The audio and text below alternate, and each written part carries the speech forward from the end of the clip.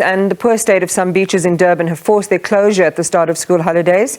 Umhlanga's main and bronze beaches were among those closed due to high E. coli levels.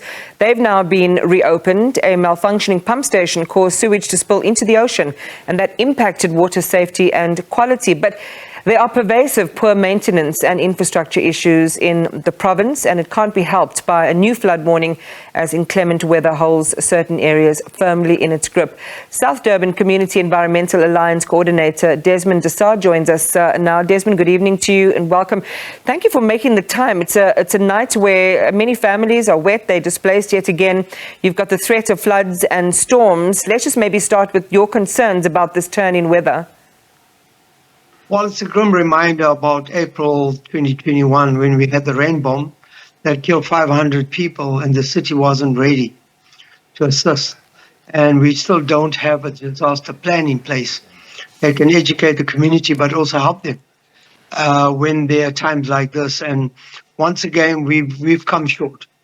Our city has come short because there's a lack of political will to do what is right so that poor people who are affected by severe thunderstorms like what we've seen now, they will get the necessary assistance and the necessary resources available.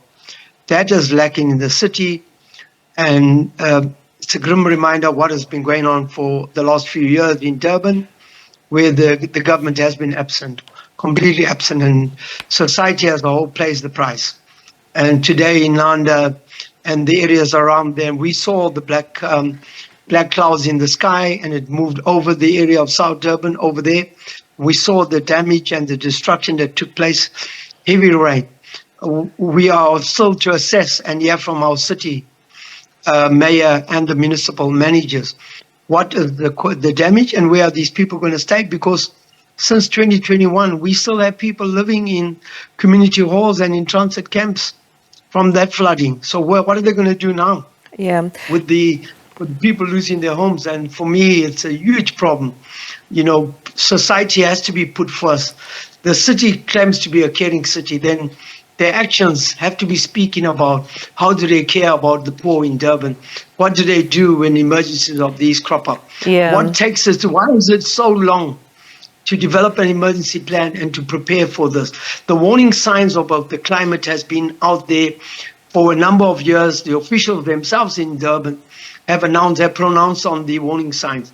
Why is it our city politicians are not taking this seriously and preparing for the aftermath of the danger, or preparing to be proactive so that people are not harmed?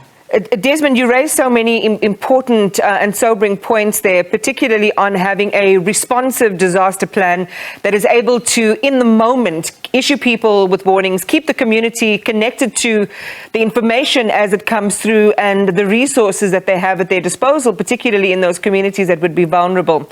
So that's the one piece. The other is the long-term environmental destruction and consequences, and one wonders after this fresh, weather and the potential for flooding, what the impact is going to be on places like the beaches. And perhaps it just seems, even a little indulgent to talk about beaches in the context of human life, the threat to human life, but it is an important aspect of the tourism economy in KZN.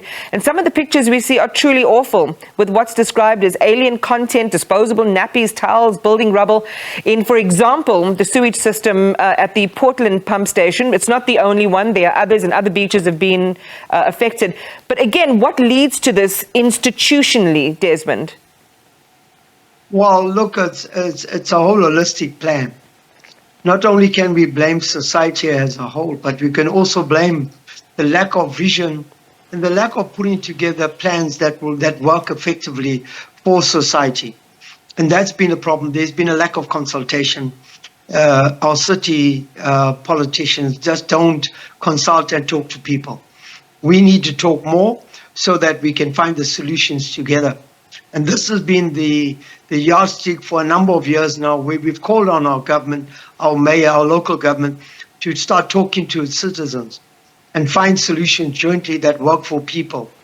And the sewage problem is not only the beaches being closed, but it's in every area of our city, where even local communities are infested with sewage, where the pumps have broken down, the pipes are leaking, They've not been replaced for years, and some of these pipes are under people's homes. They run through people's homes, and they end up in people's homes. And there's nobody that deals with it. There's no emergency. If this thing happens on a weekend, your sewage pipes will not be maintained or repaired over a weekend because you can't get anybody out. They'll only take a few days, maybe even a few weeks, maybe even a few months, from the reports we are getting from community people, that this has not been dealt with. There is no adequate response plan to deal with water problems or pipes, sewer leaking, sewage problems, and all those sort of things. You got to wait. And even government officials that work within the government department say, well, there's nothing we can do.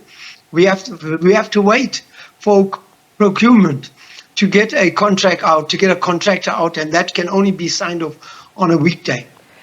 So all our government officials they stop working on a Friday afternoon, and then that's it. Imagine if you have an emergency like what we have today on a weekend, you won't get nobody out. So this is the major problem of governance. We have to start changing the system to ensure that governance is not only at a political level, but governance is also with the people of this country and this city. And that's when things are going to begin to change.